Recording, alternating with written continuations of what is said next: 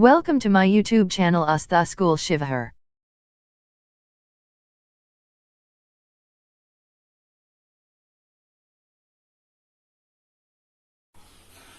सुप्रभात बच्चों, इस ऑनलाइन वीडियो के लेक्चर सेशन में मैं आज वर्ग 8 विषय हिंदी से पाठ 3 सफलता की कुंजी मनोयोग को लेकर आया हूं। बच्चों, जीवन में सभी सफल होना चाहते हैं। कोई भी इंसान नहीं है जो जीवन में असफल होना चाहता है, लेकिन सफल होने के लिए असफल होना भी जरूरी है, क्योंकि असफलता ही सफलता का द्योतक है। तो जितने भी मानव हैं सभी अपने जीवन में सफल होते हैं। कहने का अर्थ है कि मिष्टान का नाम उच्चारण करने मात्र से, बच्चों मिष्टान कहते हैं मिठाई को, मिठाई का नाम लेने मात्र से न मुंह मीठा होता है और न ही पेट भरता है।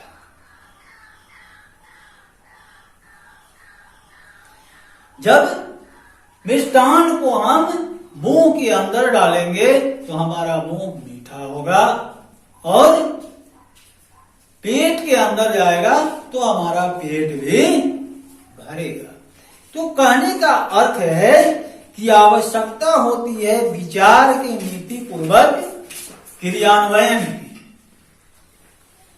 बच्चों, जब तक हम विचार का नीति पूर्वक क्रियान्वयन नहीं करते तब तक हमें सफलता हाथ नहीं लगती। प्रकाश जिस वस्तु पर पड़ता है,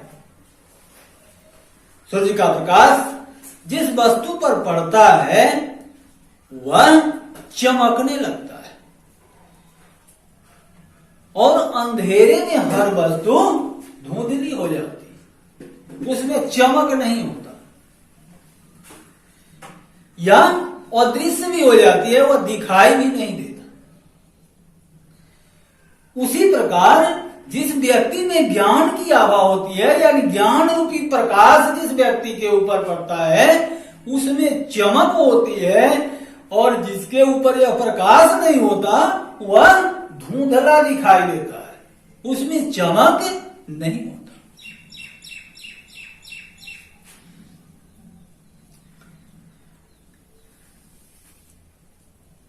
या वह इस संसार में मूल्यहीन हो जाता है।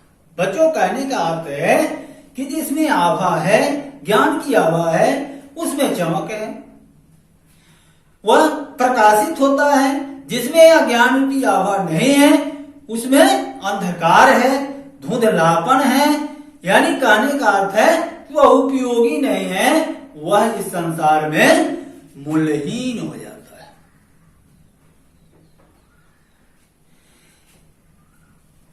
आलस्य,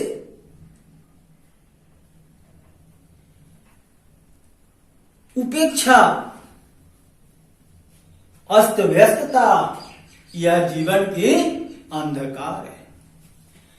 जीवन में इन्हीं तीनों के कारण अंधकार आता है। अगर हर कार्य को हम मनोयोग के साथ करते हैं, मनोयोग कहने का अर्थ है कि मन की अनुसरण करते हुए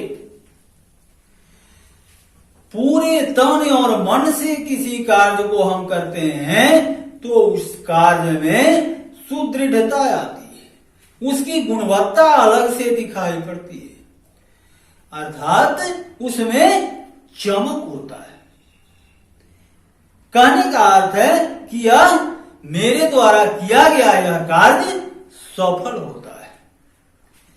अतः इससे स्पष्ट है कि सफलता की कुंजी मनोयोग है। बिना मनोयोग से किए गए कार्य में हमें सफलता प्राप्त नहीं हो सकती, या बिना मनोयोग से हम कोई काम करते हैं तो हम अपने लक्ष्य को प्राप्त नहीं कर सकते। समय का सदुपयोग तब होता है जब उसके साथ उत्साह भरा प्रभाव भी जुड़ा हुआ। बच्चों, जीवन में समय का सदुपयोग सबसे जरूरी है। अगर हम समय का दुरुपयोग करते हैं तो हमें सफलता प्राप्त नहीं होती, हम गलत रास्ते की ओर जाते हैं, और समय का सदुपयोग करते हैं तो हम सही रास्ते पर आते हैं। इसलिए सदुपयोग और दुरुपयोग ये दो शब्द बने हुए हैं और दोनों का अर्थ अलग अलग है, दोनों की दशा और दिशा अलग अलग है।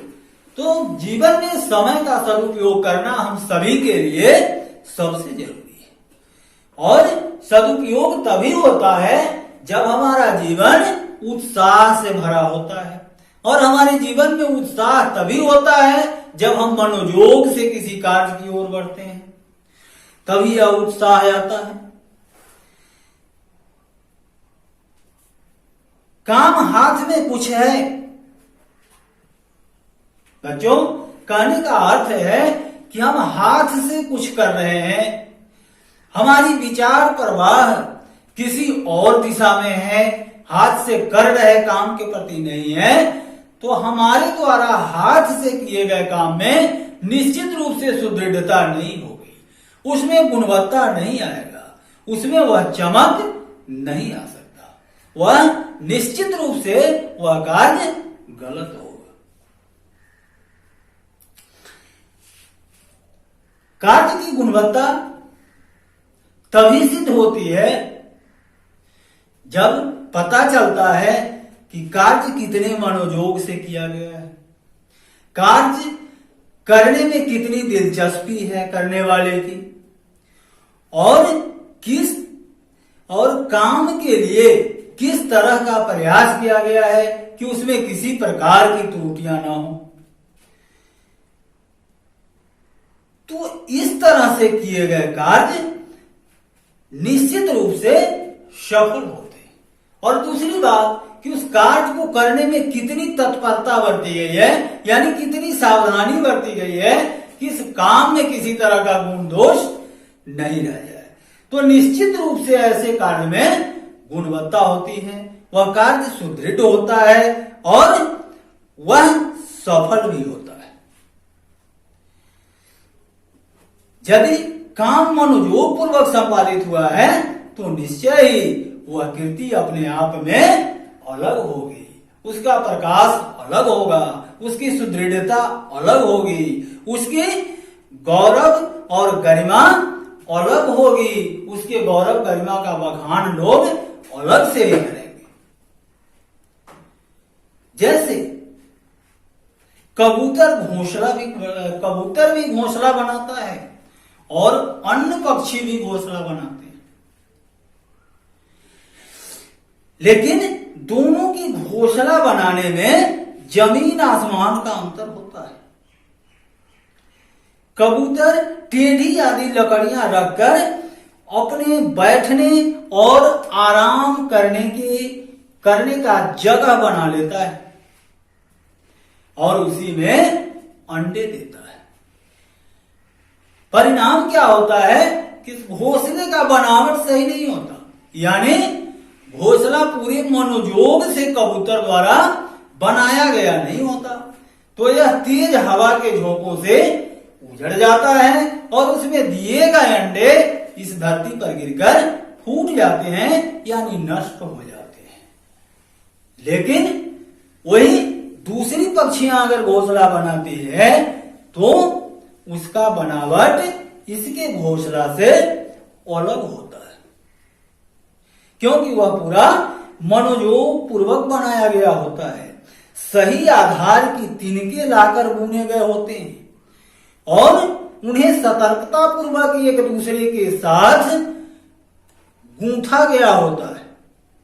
आदि मध्य और अंत की बनावट कैसी हो, उसमें क्या फर्क हो, यह इसका पूरी सावधानी पूर्वक पूरी तत्परता से ख्याल रखा जाता है।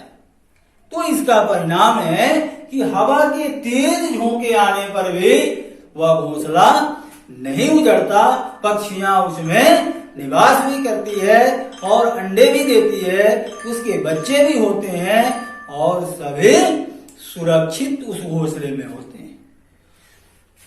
बच्चों, इसलिए कहा गया, कहने का अर्थ यह है कि मानव भी किसी कार्य को पूरी मनोयोग से करे तो उसे सफलता निश्चित रूप से प्राप्त होगी। बस फर्क इतना ही कि बुराई को अपनाना आसान है, किंतु अच्छाइयों को अपनाने में थोड़ा कष्ट जरूर है, लेकिन उसकी तेज और प्रतिष्ठा में बुराइयों का कहीं स्थान ही नहीं छुपा हुआ है। इसलिए बच्चों, किसी भी काम को हमें सदा मनोयोग पूर्वक करना चाहिए, पूरे मन से करना चाहिए, पूरे अंतःकरण से करना चाहिए, ताकि उसमें किसी तरह की त्रुटि न रह जाए और हम किए गए काम में असफल ना हो, इसकी भी तत्परता हमारे अंदर होनी चाहिए, इसका भी ध्यान हमें रखना चाहिए। इसी के साथ ये सफलता की कुंजी मनोयोग शीर्षक पाठ को आप इस वीडियो के माध्यम से अच्छी तरह से समझेंगे, इसकी पारदर्शिता को बारीकी से परखेंगे। मैं समाप्त करता हूं। नमस्कार। Thanks for watching this video.